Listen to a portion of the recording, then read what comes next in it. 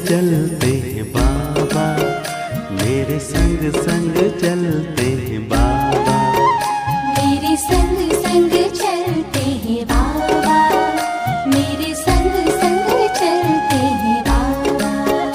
जैसे गगन में चाँद चलता है, उनकी किरणों की छाया में दिल हर पल रहता है। जैसे गगन में चाँद चलता है, उनकी किरणों की छाया में दिल हर पल रहता है। मेरे संग संग चलते हैं बाबा, मेरे संग संग चलते हैं बाबा, मेरे संग संग चलते हैं बाबा, मेरे संग संग चलते हैं बाबा।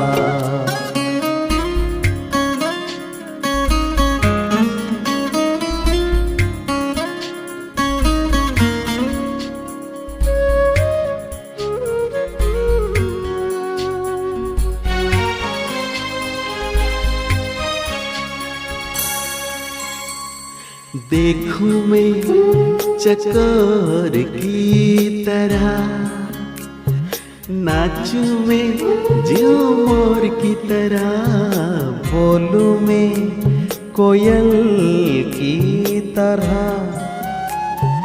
गाऊं मैं बुलबुल की तरह।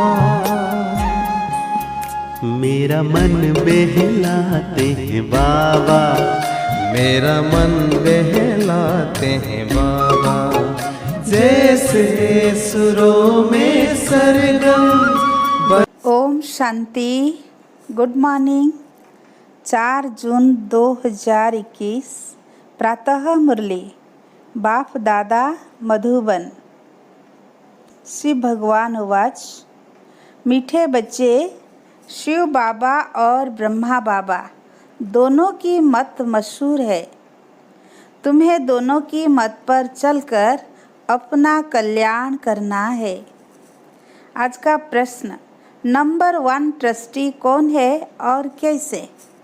उत्तर, शिव बाबा है नंबर 1 ट्रस्टी।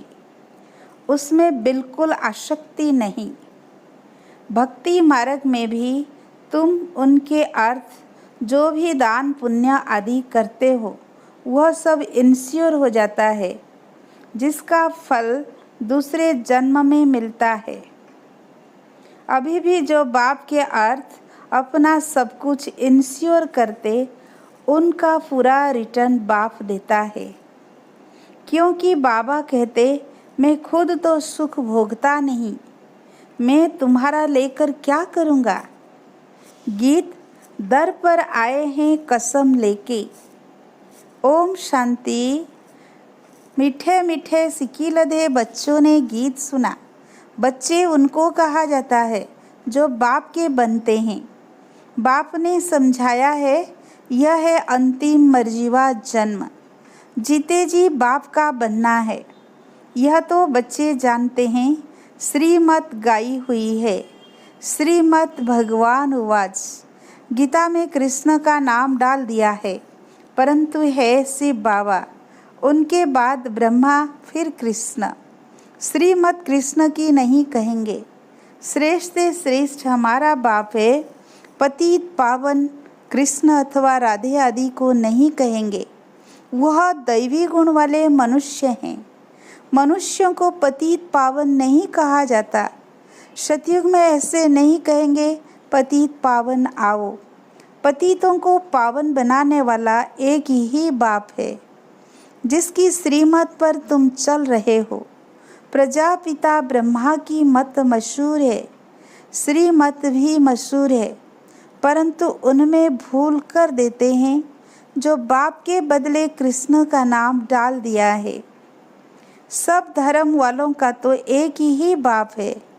कृष्ण को तो सब नहीं मानेंगे। क्रिश्चियन लोग क्राइस्ट को फादर मानते हैं, न कि कृष्ण को, क्योंकि क्रिश्चियन है क्राइस्ट की मुख वंशावली। शिव बाबा आकर तुमको अपना बनाते हैं।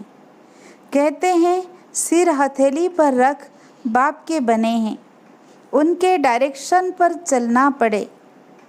तुम्हें बाप को अपनी मत देने की दरकार नहीं रहती, वह खुद मत देने वाला है।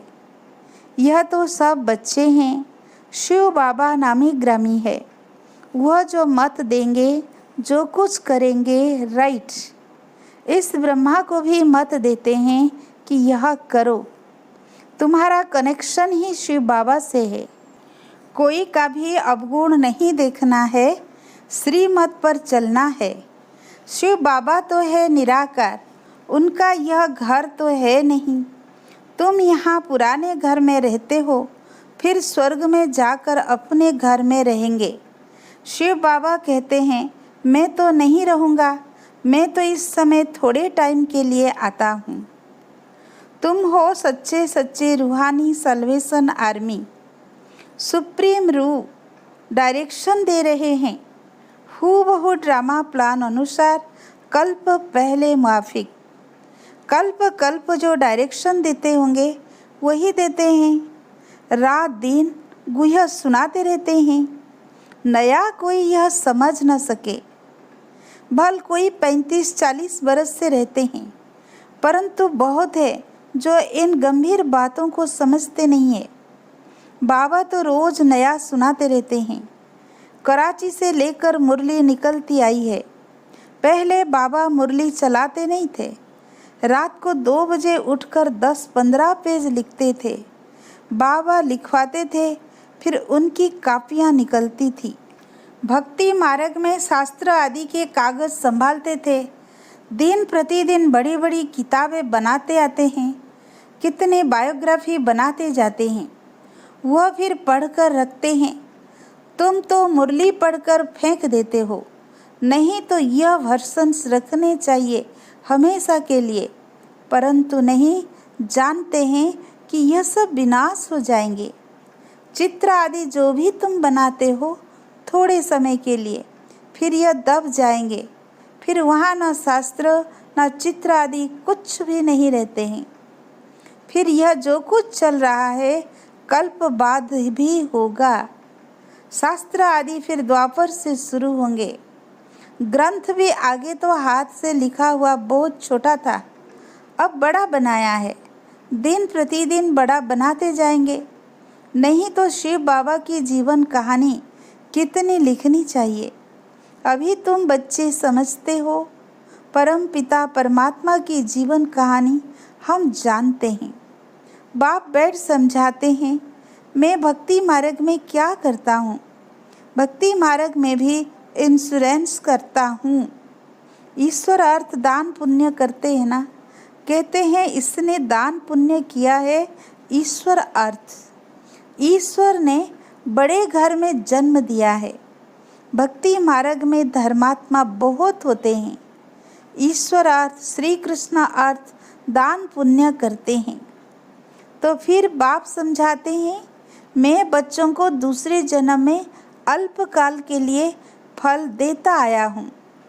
अच्छा हुआ बुरा फल मिलता तो है ना, कितना इंश्योरेंस हुआ। जो जैसे कर्म करते हैं उस अनुसार फल मिलता है। माया उल्टा काम कराती है जिससे तुम दुख को पाते हो। अब मैं तुमको ऐसे कर्म सिखाता हूँ जो कभी दुख नहीं होगा और माया भी वहाँ नहीं होती। बाकी है मर्तबा जो जितना इंश्योर करे। शिव बाबा भी ट्रस्टी है ना, नंबर 1 ट्रस्टी है। दूसरे की आसक्ति जाएगी। कोई ट्रस्टी तो किसका खाना ही खराब कर देते हैं। बाप तो देखो कैसा ट्रस्टी है, कहते हैं यह सब कुछ बच्चों के लिए है। तुम्हारा सारा कनेक्शन शिव बाबा से है। बाप कहते हैं मैं सच्चा ट्रस्टी हूँ, मैं सुख खुद नहीं लेता हूँ, बच्चों को सारी राजधानी देता हूँ। लौकिक बाप भी बच्चों को सब कुछ वर्षे में दे जाते हैं। मैं तो स्वर्ग में कुछ भी लेता नहीं हूँ, तुमको ही सब देता हूँ। तो तुम्हारा कनेक्शन सारा शिव बाबा से है। यह बाबा कहते हैं मैंने भी फुल इंश्योर कर लिया। तन मन धन सब बाप की सर्विस में है। सिंधी में एक कहावत है, हाथ जिसका ऐसे दाता रूप में, पहला पुर वो पहुँचेंगे। बाप को सब इंश्योर करना है। 2 मुट्ठी चावल दिए तो महल मिल गए। अभी देखो मकान बना है। कोई ने 1 रुपया भेजा, हमारी ईंट भी लग जाए। बाबा ने लिखा, तुमको तो सबसे अच्छे महल मिलेंगे क्योंकि तुम गरीब हो। मैं हूँ ही गरीब निवाज। गरीब का 1 रुपया तो साहूकार का 10,000, दोनों को एक ही मर्तबा मिल जाता है। साहूकार बहुत मुश्किल आते हैं। सबसे कन्याएं तो बिल्कुल ही फ्री हैं। नंबर 1 देखो मम्मा गई, उनके पास तो कुछ भी नहीं था, गरीब के घर की थी, फिर भी नंबर 1 चली गई। इसने सब कुछ दिया, फिर भी पहले लक्ष्मी फिर नारायण। कितना वंडरफुल खेल है। तो कभी किसी बात में संशय नहीं होना चाहिए। बाप दादा कोई कम थोड़ी है, जरा भी संशय इसमें नहीं लाना चाहिए।